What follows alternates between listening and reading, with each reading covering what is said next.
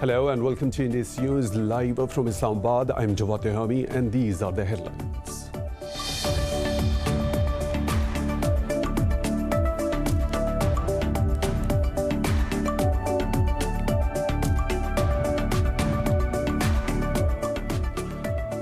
Pakistan's Prime Minister Imran Khan says rich countries didn't pay due attention to global warming. He was addressing a ceremony in Islamabad as the country hosts this year's World Environment Day. The Prime Minister urged the developed world to support those countries vulnerable to climate change. He also highlighted Pakistan's contributions in tackling the issue and pledged to plant 10 billion trees.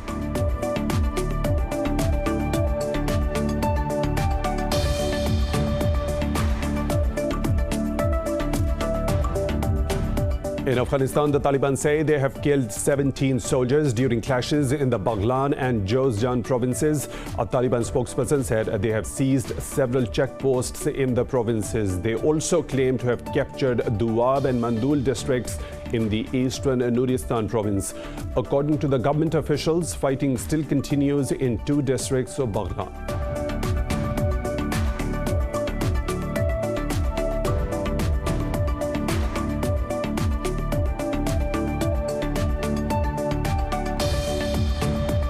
Israeli forces have injured more than 130 Palestinians in the occupied West Bank. Palestinian Red Crescent said 23 Palestinians were injured after Israeli police fired tear gas and stun grenades at a protest marathon.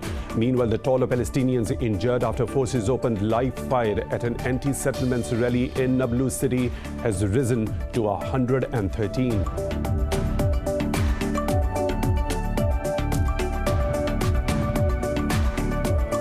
The G7 group of leading economies has reached a historic deal on taxing multinational companies. At a meeting in London, finance ministers agreed to commit to a global minimum tax rate of 15%. The move could see billions of dollars flow to governments. It will help countries pay off debts incurred during the COVID-19 crisis.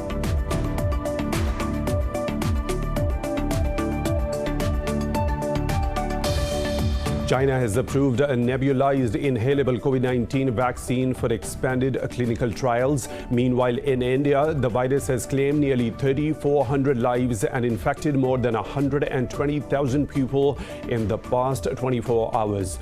In Pakistan, 84 people have lost their lives to the coronavirus and over 1,900 tested positive overnight. Globally, more than 3.7 million people have died from the coronavirus and over 172 million have been infected. Those were the headlines and detailed stories right after a short break. Stay tuned.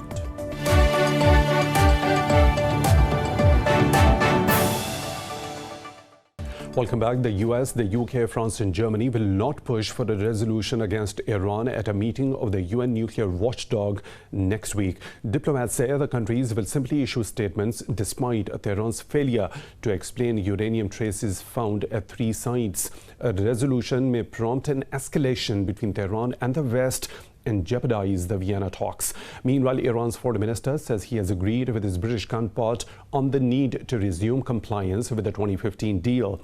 Jawad Zarif says the US must stop using sanctions as negotiating leverage.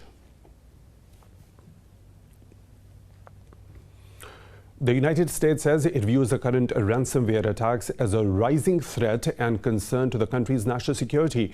White House Press Secretary Jen Psaki said US President Joe Biden wishes to raise the concern with his Russian counterpart in Geneva. Psaki added some of the ransomware hackers were traced back to being of Russian origin. Earlier, Russia's President Vladimir Putin said the US was trying to hold back the developments made by Moscow for the betterment of bilateral ties. Speaking at the St. Petersburg International Economic Forum, Putin said Russia desires to establish cordial relations with the US but is being held back by Washington. Putin is setting a tough tone for the ties as presidents of both the states are set to meet in Geneva on 16th of June.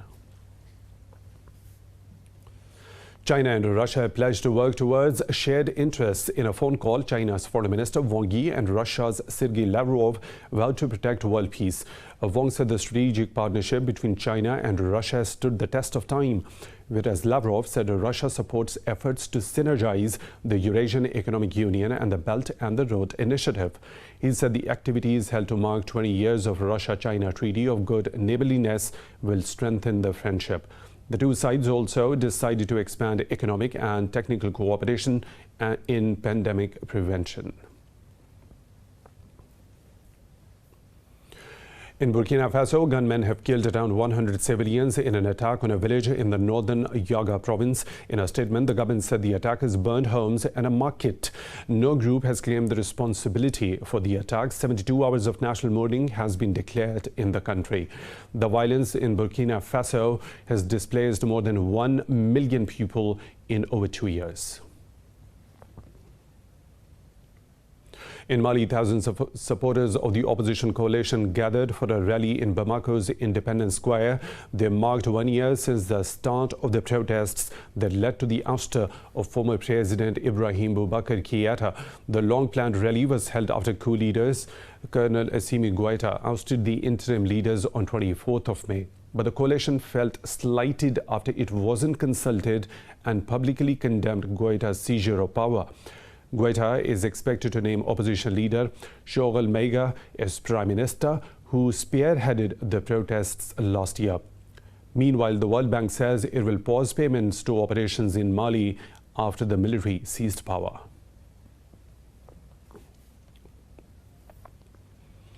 Canadian Prime Minister Justin Trudeau has called on the Catholic Church to take the responsibility for its role in the country's residential schools. His statement comes after the recent discovery of the remains of 215 children at a former school for Indigenous children. Trudeau said that as a Catholic, he is deeply disappointed by the position taken by the Church. He urged the latter to release its records on the schools. Meanwhile, the National Assembly of Bishops in Canada has said the Catholic Church as a whole was not associated with the residential schools. Between 1831 and 1996, some 150,000 children were forcibly sent to residential schools where many suffered abuse and even death.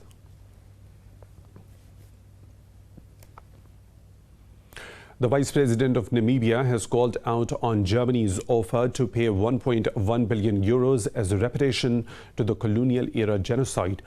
Nangolo Mbumba said that no amount in any currency can truly compensate for the loss of human life. In a statement, Mbumba said the amount does not address the quantum of reparations initially submitted to the German government.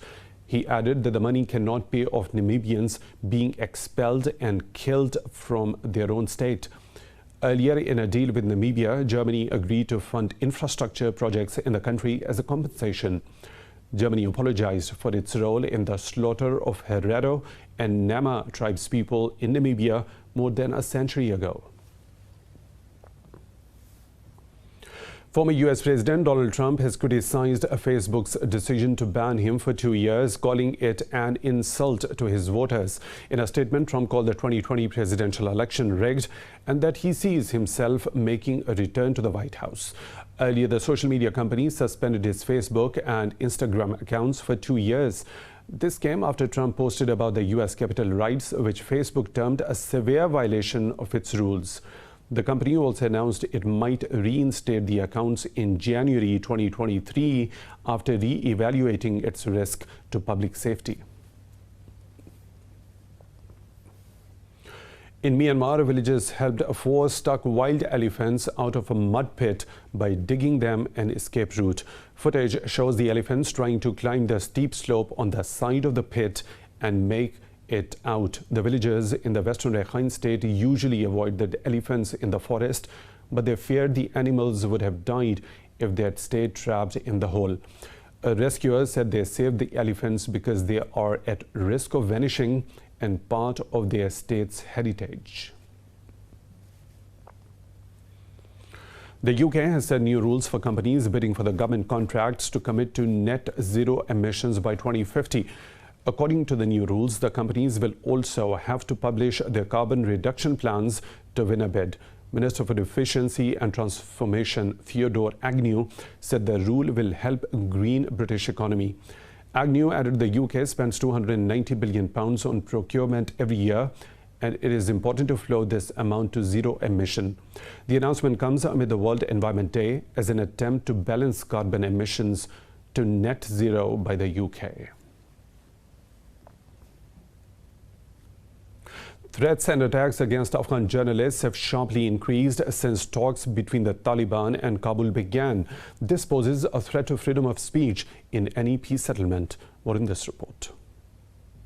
Scared of what may happen to her, one of Afghanistan's most high-profile reporter, Anisa Shahid, takes a different route to work each day. There is a series of iron, concrete and sand blast walls to navigate along with multiple security checkpoints to her workplace. Her colleagues have stacked up helmets and bulletproof vests in case they come under attack. It's like playing with fire when you leave the office. When I leave, well, I say goodbye. I have no idea if I will return or not. Each moment, I expect any incident could definitely happen in front of me. It became very normal. International press rights organization Reporters Without Borders has listed Anisa as one of the 30 information heroes during the pandemic. Anisa says the main concern among journalists remain what a Taliban peace agreement might look like.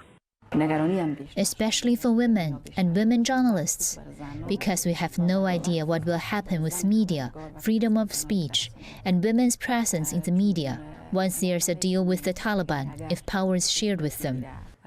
She says 138 journalists have been killed in the violence over the past years, but no one knows who is behind these attacks.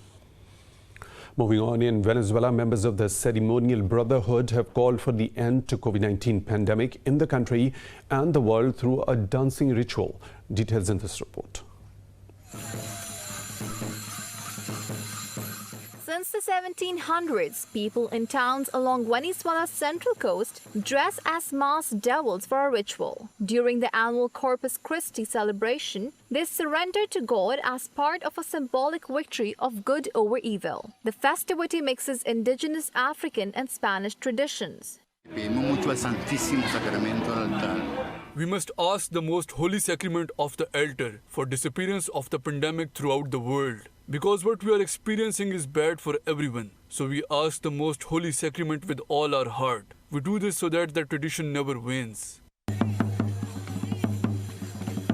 Residents play drums for dancers who dressed as horses, dogs and cats with belts tied to their waists. Authorities permit the festival because the devils wear masks under their decorative costumes and the distancing measures are respected in the ceremony. We have had difficult times. We have fought with the economic problem. We have fought with the pandemic. We have fought with the political problem, with the social issue, and even like that we continue to pay worship and grace to the most holy sacrament. UNESCO has declared the dancing devils part of the intangible cultural heritage of humanity in 2012. Hollywood hosts the first major in-person premiere with a special screening of In the Heights since the COVID-19 pandemic. The screening is part of the Los Angeles Latino International Film Festival. The film will hold its official world premiere next week as part of the Tribeca Film Festival and the site of the movie Washington Heights. Many of the key cast members, including lead actresses Melissa Barrera and Leslie Grace, were seen at the TCL Chinese Theater to launch the film. The film is the first major Latino Hollywood film in years that shows the dreams and hopes of Latinos living in Washington Heights. The cast, directors and producers are excited for the screening of the film, which has already made flawless reviews of critics with 98% rating. I'm so happy that we get to actually do this in person, and here with a theater filled with our gente, with Latinos. Hopefully they love it as much as we loved making it.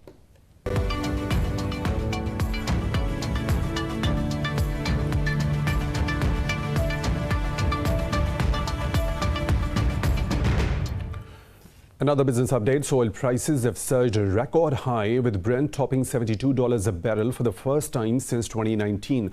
This comes as OPEC Plus supply discipline and recovery demand countered concerns about patchy COVID-19 vaccination rollout around the globe.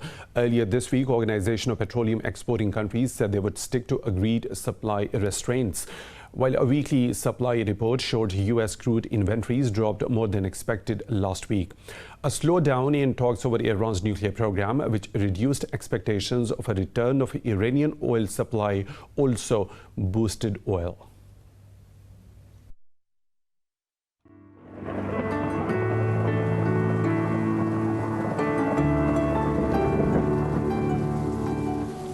Another weather situation from around the globe.